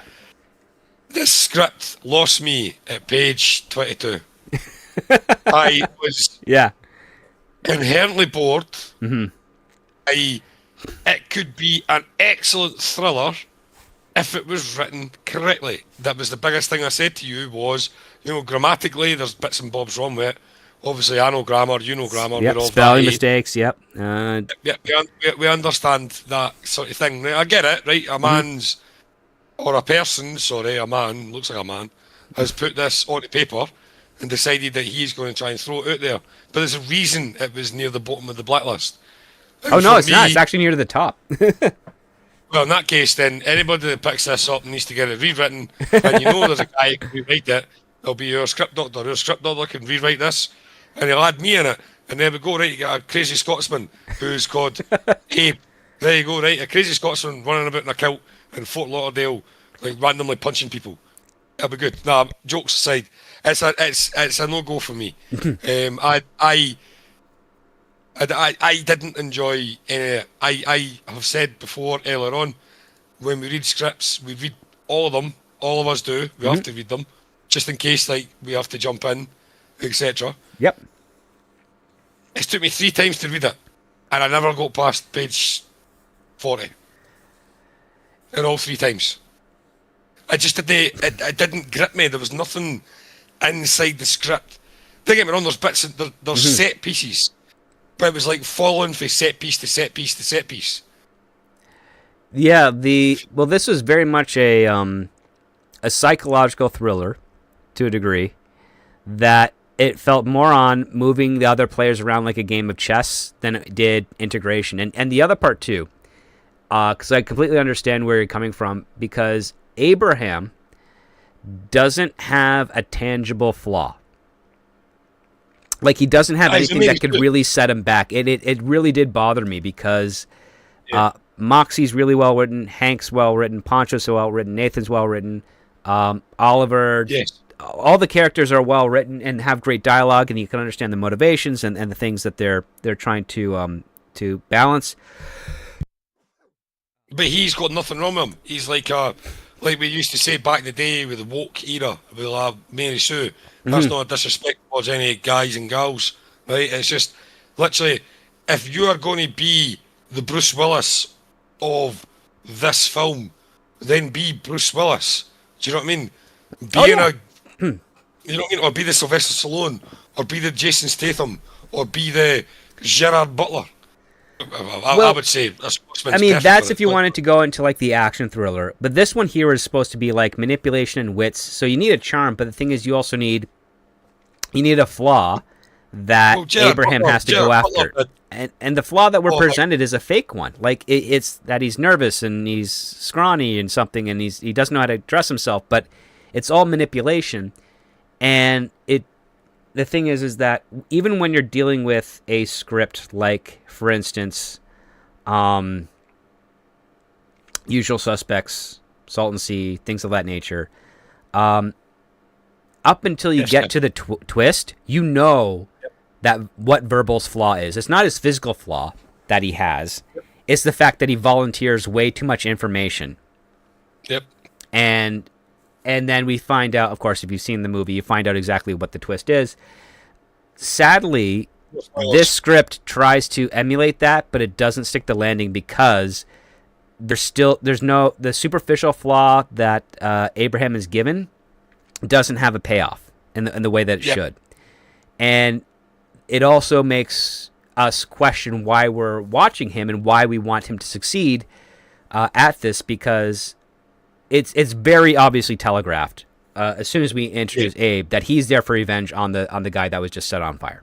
It's very easy. See, I really wanted to, right? See, when I was reading it, I had in my head, and it's not just because I'm Scottish, I may just add that with the new, right? Okay. I had law-abiding citizen, that kind of psychological, like, what's his motives? Right. Why is he doing it? Do you know what I mean? Like, why is he doing these things? But the law-abiding citizen, you eventually learn very quickly why he's doing these things. But there was no payoff with this. And me personally, I mean, I say I gave up the 34th page. I didn't. I read the whole thing. But when I read it my last time, just before we came on, I was bored. I genuinely read it. And this person's put their heart and soul into this. And you know what I mean? It might get picked up. If it gets picked up, it wants to be rewritten better, with more points of interest in why these things are happening. Like, are we flash to, you know, pardon me, to like Ronnie? So why is Ronnie getting set on fire? Are we flash to him sitting in the club with a couple of ladies. Mm-hmm. You don't know who the lady is, but there's a reason. Do you know what I mean? That kind of thing. It's a non-starter for me, mate. I'm sorry, but it's a red light for me. Okay, yeah, that's not a problem. I mean, you wanted more payoffs to become a little bit quicker to get more on the side of Abraham and actually feel like, oh, this is why we're sticking around with him. Yeah, absolutely. I get the point of what he's trying to do, right? And I get the point of what he's dancing around, but it's danced around. Like, he's like, yeah, so Moxie kind of likes Abraham, which is spelt 3 different ways in the script, by the way. Yeah, it is. She kind of likes Abraham, but you know what's happening with that. But we know what happens later on, and obviously join the Patreon. You'll read yourself. And but something just if you're going to hook us, there's no hook. Me personally, I'm a normal person. I'm a normal guy. I'm 41-year-old. Sure. I'm from Scotland. I go to a cinema. If I like something, I like it. If I didn't like it, I didn't like it. And for me personally, I didn't like the script. None against the person that wrote it. Mm-hmm. Much respect to them. I wish them all the best. But either stick to action or try and write comedy or make a rom-com. Because whatever you're trying to do didn't fall right for me personally. I mean, obviously you'll be different from myself. You obviously know more about the actual intricacies of what he's attempting to do. But personally, I try to visualise what he's doing. Yeah. As if I'm looking at the big screen. No, I So he should. got set on fire. Yeah. So he got set on fire, so why? But whenever I get told for, 40, 50 pages, why he got set on fire? Yeah. We know why he got set on fire.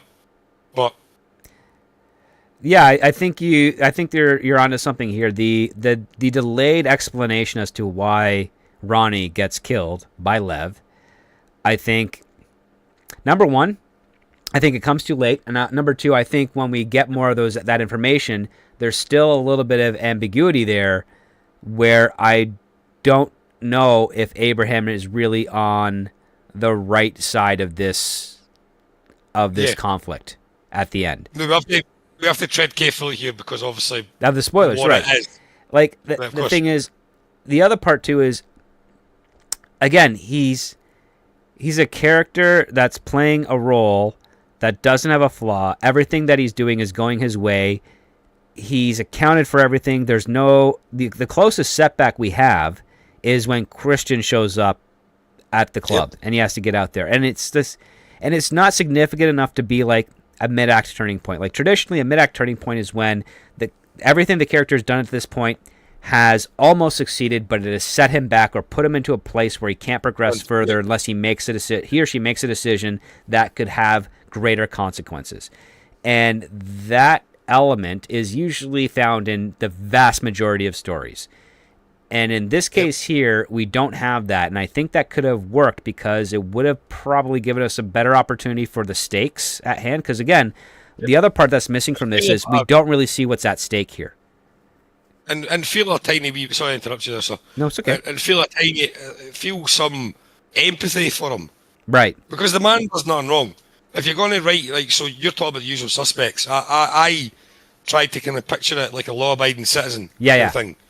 Not necessarily in the jail, but that kind of idea, like a kind of psychological kind of thriller where this man's manipulating everything for the other side and they can't fathom what's going on.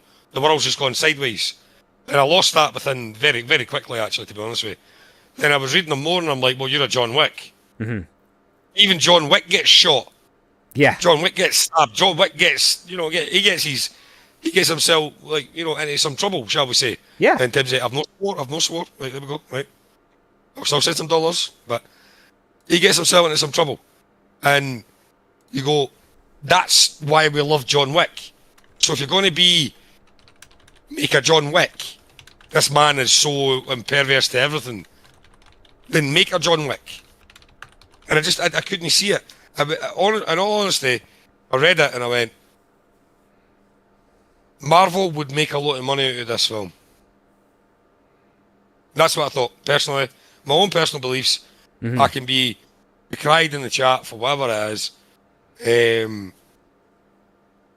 Marvel would make a lot of money out of this if they put a superhero in as Abe.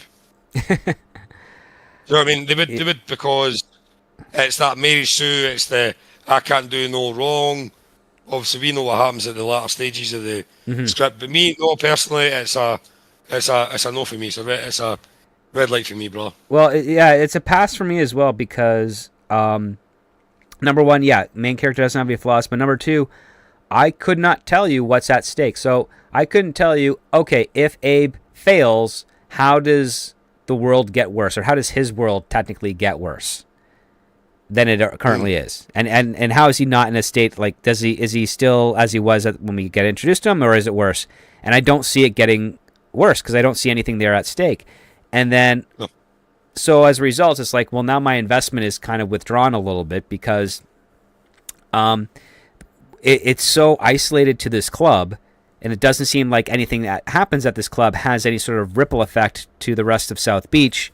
And on top of that, the power dynamic with Lev and what he's doing, it's so divorced from Abe that I'm not sure. Like, again, I just don't see any stakes here, and that's a really important thing that you need to have in your script is what is at stake. What happened? Like, it's part of the main questions I always have anyone that I'm working with ask when it comes to, like, who is your main character? What does he want? What happens if he gets it? What happens if he doesn't get it? What's his motivation? Yeah, why like, is he doing? Why does he want it? And if you can answer those questions, and you don't have to, like, force feed it to your audience, but it's a good method to basically say, if you can have these questions answered through some text dialogue or actions on the page, then the people will be on board with your main character. Because if you find out, if he gets what he wants, this is how his life will change for the better. If he doesn't get what he wants, this is how his life will get worse. And this helps dovetail into why he wants what he's after. And then on top of that, you ask those same questions to the antagonist. What do they want? Why they want it? How do they plan to get it? What happens if they do get it? What happens if they don't get it? How will their life be better or worse? I can see you use the You used the perfect film in the background, right? Usual suspects. I can see what he's trying to do, right? Yeah. But either, and it's no disrespect to the person themselves, right? Don't think he has the talent to do that type of writing. It's like it bounces from bit to bit. Like we go from set piece to set piece in the bar and the whatever, blah blah blah blah. Mm-hmm. You know, guys getting slaughtered, guys getting set on fire. It's like, yeah, absolutely. That's how you grip an audience, is somebody getting set on fire. Do you know what I mean? That's brutal. That's brutal, right? There we go, right? So Right. you're gripped instantly. And then there's like, well, you have to wait 60 pages to find out why that matters. Not only that, you get the tone of a horrible killing, and you're expecting, oh, this level of violence might be consistent through the movie or through the story, and it's not. No, it's completely like it's one and done type of thing, and that kind of alters the tone as well, because you're like, oh, we have a manipulative criminal, powerful enough to do this in public, any consequences. Yeah. Then we don't see that character for many, many pages. We don't see any other actions by the people under his command that we do get introduced to. They're not doing anything weird. They're trying. It does feel like a completely different world, and the bridging of those two isn't as cohesive as I think the script requires it to be. And it's not necessarily to say like, oh, they got to do more killings or anything of that nature, but we need to see a little bit more when it comes to like the criminal aspect of this club, because this club is clearly a front. Yeah, I've got a few points I want to add in here, so sorry. Sure. Sorry to interrupt you. I didn't mean to speak over you. Right? No, go right ahead. So you're absolutely right. So boy gets set on fire, right? And it's horrible. But let's be honest, right? It smells like pig fat. It's horrible. So boy gets set on fire. Then there's nothing for pages. Now, let's be honest, you'd be lucky to get 90 minutes out of this script. 90 minutes based on how it's written right now. So, we go for one set piece, which is going to grip you at the very start, let's be honest. If it's done right. Mm-hmm. And then you get, what? A guy randomly wanting to get a job. Why does he want to get a job? Like, who is this man? Oh, I wait now. He's Abe. Spelt 3 different ways. Abraham spelt 3 different ways. And you're going, right, okay, fine. That guy wants a job, right, fine. He wants to be a busser. Mm-hmm. So why is he watching these guys? Why is he in the... Me personally, I didn't want a film to tell me. I want to figure it out myself. But when I was reading the script, I'm like, why are you in there why are you going to get a job in a bar? Like, I get it, obviously working in a bar if you're a student or... You know, you're a bit hard up, you want to go work in a bar, maybe cash in hand. Mm-hmm. I understand that, right? But there's nothing. There's no police either, there's no police. They one time turning up, being it, this guy's been set on fire, who did that? Like a detective or somebody else on the other side, trying to find out what's going on. There's just nothing. And that's what lost it for me. And then obviously there are set pieces, and the set pieces are enjoyable to read, and I would imagine to be with the correct director and you rewriting it, it'd probably be better. But personally, I honestly did, mate. I'm sitting there now, right, and I'm looking at page 34. Right? Mm-hmm. No, I listen. I think you're making some pretty valid points here. I share a lot of them. Now, checking in with the live chat, we put out a poll. Saying, based on this conversation, would you give this a green light or a pass? And, well, from our live audience, we got an overwhelming 100% no on that. They would pass on this script. Checking in over onto the Patreon, to the members there that participated, they are in lockstep with us. They also gave this a no. I mean, it has, like, as I said when I posted that we were reviewing the script, it has an ambitious theme. And it's got a little bit, like, I thought it was going to have a bit more of a Goodfellas vibe. It ended up having a very different type of vibe, and also a lot less of the violence than expected. And you just read, like, I don't know, like Sex in the City or something like that. Well, it read fast, and it has a lot of relationship dynamics, which are I not don't, a I don't bad enjoy thing, it. but again, I was because there's no stakes, yes. we're not. I'm not involved as much as I should be, and that's a big crux. Like that's not the same as like saying, oh, yeah, everything else works really good except the main character. The main character, his dialogue's bad or something. Like there's a lot of minor things that you could actually give a green light to that can be fixed. But this is a huge one. This is like we find out that he's getting revenge for his brother. Great. What's at stake if he doesn't get revenge? Because revenge is a good motivator, but there's usually something else going on there. Like in one case, it's like it's proper justice too.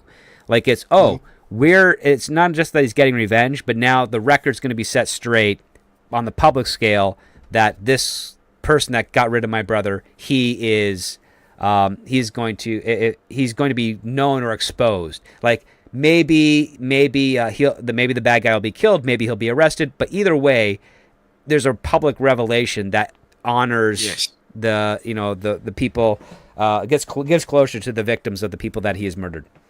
We don't have anything like that here, and the other part too is like Abe has no real motivation or ambition to own or be a prominent type of gangster or club owner or anything. Like he is there just for revenge, and and every step he's doing is trying to get him closer to Lev so that he can enact his revenge. And the question I have to ask is like, okay, well, once that's done, if he does that, does he continue to be a club manager or owner, or does he start like what is it? What's going on with him? Like what? Yes. We'll not get into too much, right? Because obviously we're going to spoilers here, right? But the point I'm trying to make is, and Michelle Ferry in the chat's made it perfect here. Now, this is Michelle's own words in the chat. Mm-hmm. We need to care. Don't care about the main character. Why is he there, and why should we care? Yeah. And I think some of the answers to that come a little bit too late with not enough leverage attached. Absolutely, and you're absolutely right, Michelle. You're absolutely right. Everybody's entitled to their own opinion. Script and I will never agree on many things, but I've read 97 scripts so far, right? Yeah. And out of the 97, I've passed on 12. Personally, apart from the ones, I always try and look at the good in the script to see what they try to do. Is there something getting built in the background? Is there some, there's nothing. There's nothing. It's just words on a paper. Right. It'd be an excellent Netflix movie. Do you know what I mean? It's just like, throw it up there like a sci-fi film. There you go. Get a couple of $100,000 and a couple of, failed actors, and there you go, right? There's your money made. But personally, it's a pass for me because there's nothing. It's just one guy that can't do anything wrong. I'm sorry, but the world's moved on. Right? It's moved on for these people that can't do anything wrong. And we want to see people with failings. We want to see people with foibles because we can relate to that as normal people. We relate to someone that's, maybe has cancer. Somebody that's maybe got, maybe he's doing it because he's dying and his brother was died and he wants to get revenge back, or he's got a ticking clock. A ticking clock is good. Yes. The other part, I mean, this is a typical thing that you do, but you would have, say, the character of Moxie would break through his motivational shell and make him vulnerable and make him and make his relationship with her accidentally put her in jeopardy for the stuff that he's about to do, which makes him double think, or question his motivations and actions. Be like, do I commit to this thing knowing that it's going to destroy my relationship with her, or even worse, put her in danger, or do I forget about it and enjoy this happy life that I've made with this new person?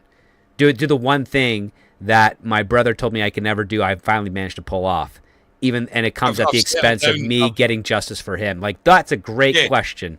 That would be absolutely. And you go, like, see if you put, like, I'm going to use it again, right?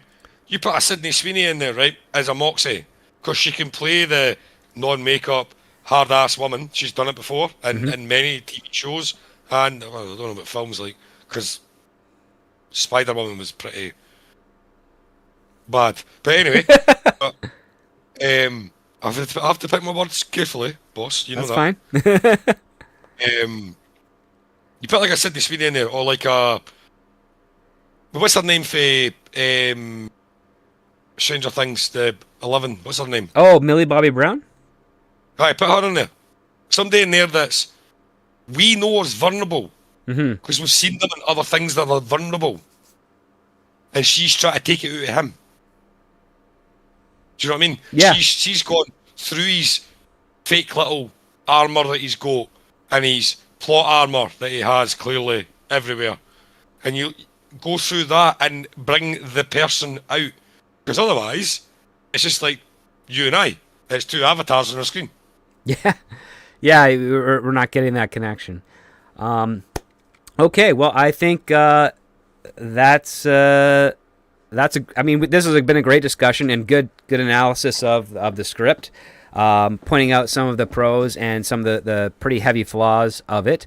I do want to say, like, Elad Ziv, you nailed a lot of the other characters, but yeah, they're, in our opinions here this evening, and from the audience that participated in reading the script as well, we're kind of the mindset that maybe a little bit more stakes presented early on for Abe might get this into a far more investment from the audience for the script.